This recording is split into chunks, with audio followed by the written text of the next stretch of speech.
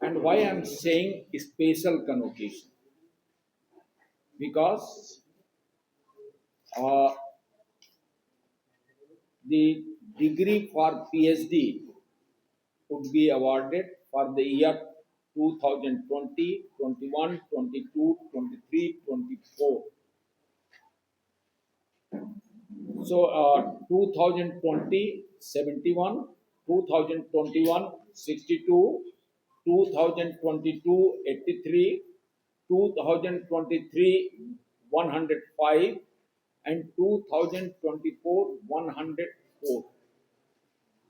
So total 425 students would be handed over the degree, PhD degree, and gold medals for the year 2020, 21, 22, and 23. So 2020, 43, 2021, 55, 2022, 41, and 2023, 39. So I would say that regularly, I admit that regularly, if the convocation would have been held, ये backlog शायद नहीं होता। पिछला 2023 में हम लोगों ने किया था और उसमें 3 साल का पीछे का बैकलॉग क्लियर हुआ था। इस साल जो है 2025 में हम कर रहे हैं और पिछला 4 साल का बैकलॉग क्लियर कर रहे हैं। ये मैं ऊपर वाले का शुक्रिया अदा करूंगा। ये कन्वोकेशन 4 बार पोस्टपोन हो गया। एक बार भारत पाकिस्तान की कॉन्फ्लिक्ट के कारण, दूसरा विधानसभा के इलेक्शन के कारण। अब मुझे याद नहीं आ रहा कि पहला विधानसभा था कि पहला कॉन्फ्लिक्ट था। पहले विधानसभा था, दूसरा कॉन्फ्लिक्ट था। तीसरा फ्लड के कारण। चौथा विधानसभा सत्र बुलाया गया, डेट फिक्स हो गई, विधानसभा सत्र आ गया, उसके कारण। इस बार कम से कम भगवान से प्रार्थना करते हैं कि बिना किसी बाधा के कल ये कन्वोकेशन संपन्न हो जाए, क्योंकि 4 बार पोस्टपोन हो चुका है। अदरवाइज प्लान ये था कि अगर ये 8-10 महीना पहले हो गया होता तो फिर एक रेगुलर कन्वोकेशन हम कर लिए होते अब तक, बैकलॉग क्लियर करके। फिर भी अगला कन्वोकेशन हम प्लान कर रहे हैं कि फरवरी या मार्च में हम रेगुलर कन्वोकेशन फिर अपना शुरू कर सकें, ताकि तब तक सारे बैकलॉग हमारे क्लियर हो जाएंगे 2024 तक। इसमें एक जो आपसे इंटरेस्टिंग जो चीज शेयर करनी है, जो हमारी गर्ल्स हैं, इनका almost 3 times more than the boys. तो चाहे वो मेडल है और चाहे वो पीएचडी डिग्री है, हमारी बच्चियों की संख्या बच्चों से 3 गुना ज्यादा है।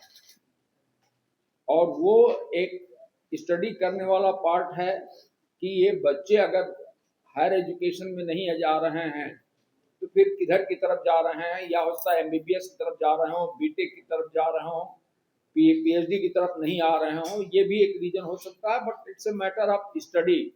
वो डेटा कभी स्टडी करके निकालना पड़ेगा कि ये बच्चे हमारे जो है गए कहाँ हैं। तो हमने सोचा कि एक बार कल के कन्वोकेशन में, चूंकि कन्वोकेशन में जो मीडिया बुलाई जाती है तो वो उस पर हमारा कंट्रोल नहीं रहता है, तो मुझे लगा कि मैं आज आप लोगों के साथ बातचीत करूं, ताकि ये सारी चीज़ें जो है, जितनी इंफॉर्मेशन कल के दिन रखी जाएंगी, वो सारा हम आपके सामने रखेंगे।